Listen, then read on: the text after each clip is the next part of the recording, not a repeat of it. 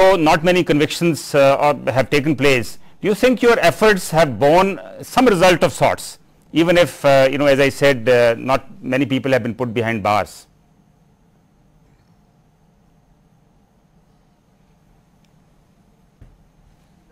Every battle is not fought to be won. Some battles are fought because it is your duty to fight.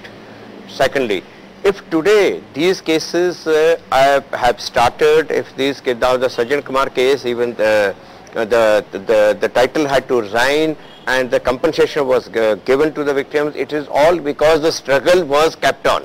If we had given up the struggle, nothing of this kind would have happened. I mean, yes, Mr. Fulka, how much is the support you have got from various segments of society?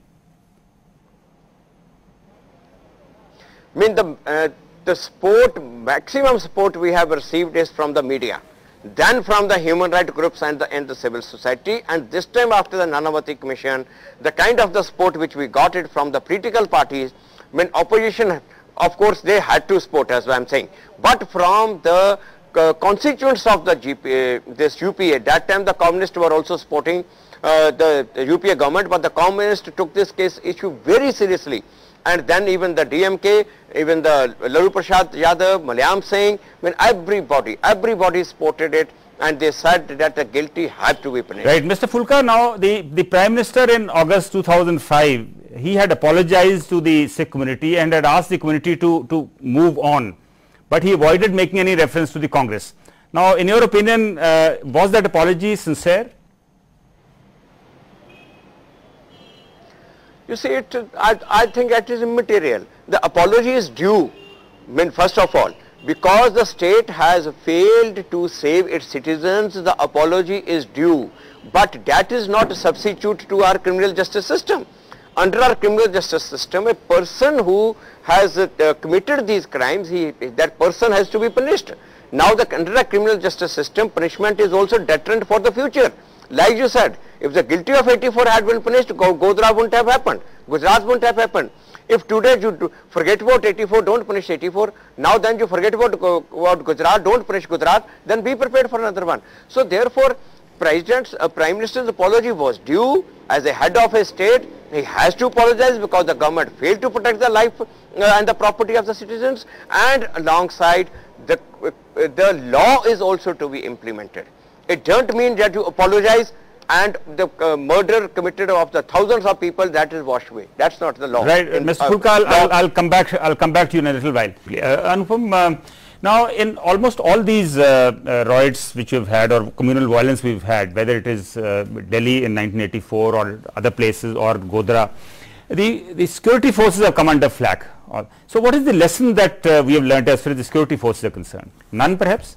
The lesson is that the security forces do not provide security unless the state acts as the state. With the state suffering an organized and willful collapse, the presence of the security forces only adds insult to the injury. Arshad, we all know we live in a multicultural, multi-ethnic society. I mean, we are very proud of our diverse heritage.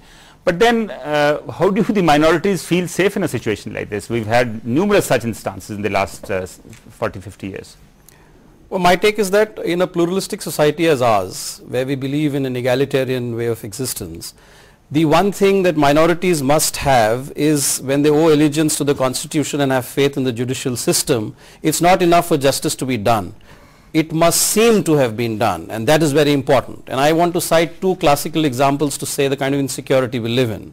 First instance, that of Ghulam Dhar, a model from Kashmir, who on coming back from Bangladesh was arrested at the international airport and confined to 90 days of torture, at the end of which the police very unapologetically told him that this was a case of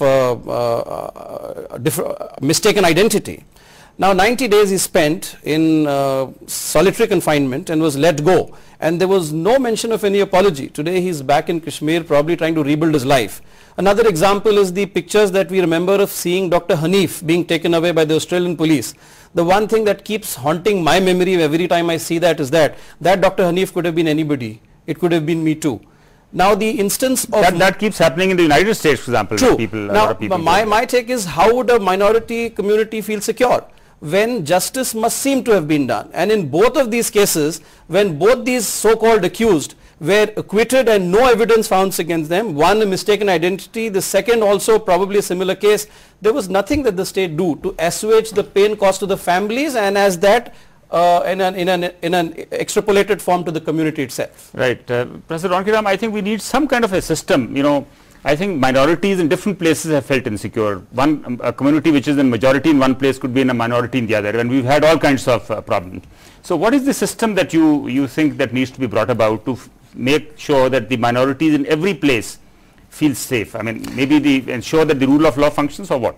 I think before we understand a conflict, what is lacking in our society, we should be there very much in the system. We must understand how a conflict is formed, because violence occurred not overnight. There is a lot of stages earlier for that. So if we can understand the process of conflict formation, which involves many stages, so we can preempt rather to prevent a conflict. That's a very interesting point. Preempt as it develops. We are become active only after the wrong is done. We become proactive after that, because nothing happens with us. Even after wrong is being, try to be punish somebody, would we have some mechanism which is called post-conflict confidence building measures? Neither we have something pre-conflict formation understanding method with us, nor we have a post-conflict confidence building measure with us. So ultimately our entire focus is on security, on judiciary, on committees, on commissions. We are keeping the entire civil society out. You see, conflicts are made in the communities, conflicts are made in the societies, they are resolved in the court. People in the court also go from communities, they go with their, right. I not want to say, so do you have the prejudice, you have stereotypes. No, until and unless you try to locate the very formation of a conflict, we must have in our universities, in our schools, in our colleges, certain institutions. Yeah, I know. Since you're now studying violence against the Dalits, I think some of that holds true, absolutely. Could I respond to that? Yes. Neither pre-conflict nor post-conflict action or analysis will be any substitute on the ground for the state taking immediate, swift, deterrent action when the conflict occurs. That must, because that must be. That is the lesson of Godhra, that is the lesson of 3 days of November 84. That is the lesson of 92 when the Babri Masjid was demolished. There is absolutely no substitute for that, and that inaction cannot be condoned. No, but what happens if the state itself is party to the conflict? Well, I think that is true in almost all cases in some form or the other. That's the point. Let me get Mr. Fulka once again into the discussion. Now, Mr. Fulka, if the Sikhs were to look ahead, as has been suggested, I know it's easy for people like us sitting here to say that. If they were to look ahead, if they were to move on, in your opinion, what would it entail? I mean, do we pursue the cases the way we are pursuing, or should we look at what was done in South Africa? Maybe there was the Truth and Reconciliation Commission. You see, the community has to move ahead. The kind of community is moving ahead, but not at the cost of that what has been done to you, you just forget it and let it go like it is. When the people who have done it, they are not repenting.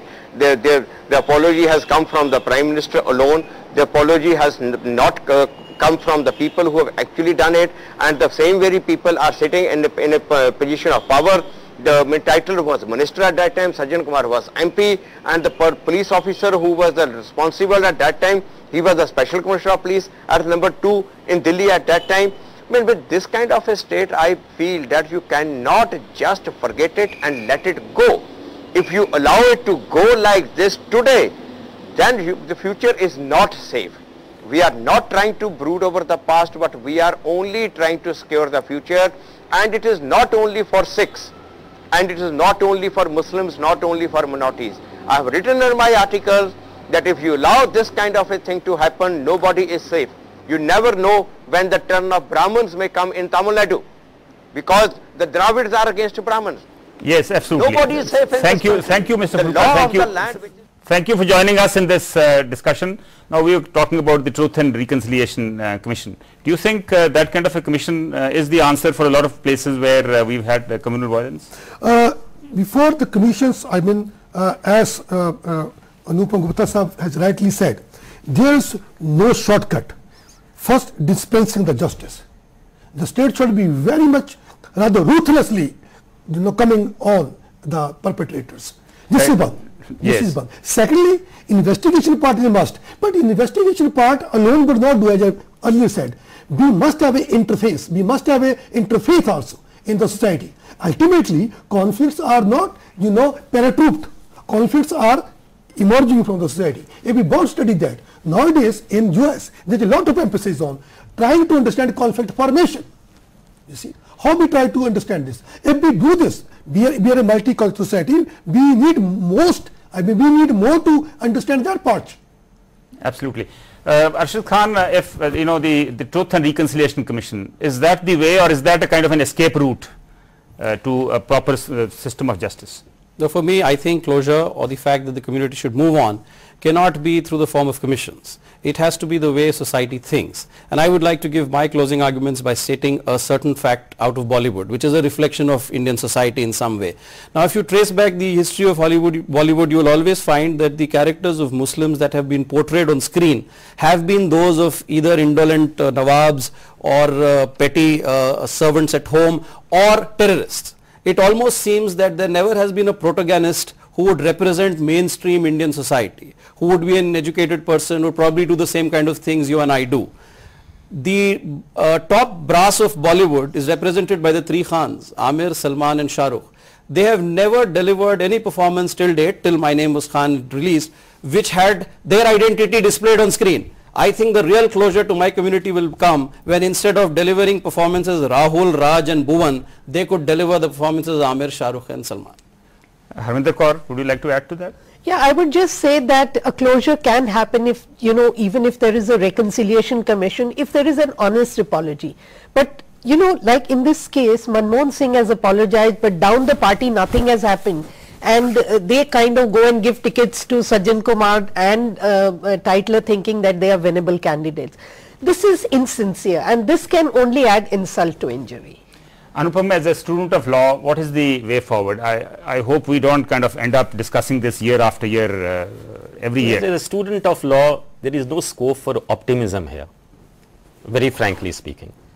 We are apt to learn all the wrong lessons that the failure of the legal and the judicial system offers.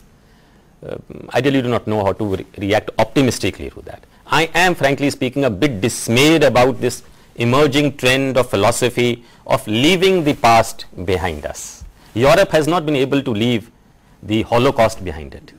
It has not been able to leave Nazi history and excesses behind it. I think they built a Holocaust museum somewhere. Yes. I think that's actually a reminder to whatever happened. Learning the lessons of history and staying with those lessons, the determination not to never allow those lessons, the history to be repeated in such a brutal form, is not exactly leaving the past behind. Right. Thank you, gentlemen, for joining us in this discussion. The anti-Sikh violence in 1984 and the subsequent incidents of communal violence have important lessons for the nation to revamp the country's security forces, streamline the investigative and criminal justice system. More than everything else, communal violence have important lessons for the nation to revamp the country's security forces, streamline the investigative and criminal justice system. More than everything else, there is need for the nation to share the grief of those who suffered. This should give strength to those people who really suffered and allow them to look ahead. With that, we end this edition of Day and Night News Prime Debate. We meet again tomorrow with another issue. Till then, good luck and goodbye.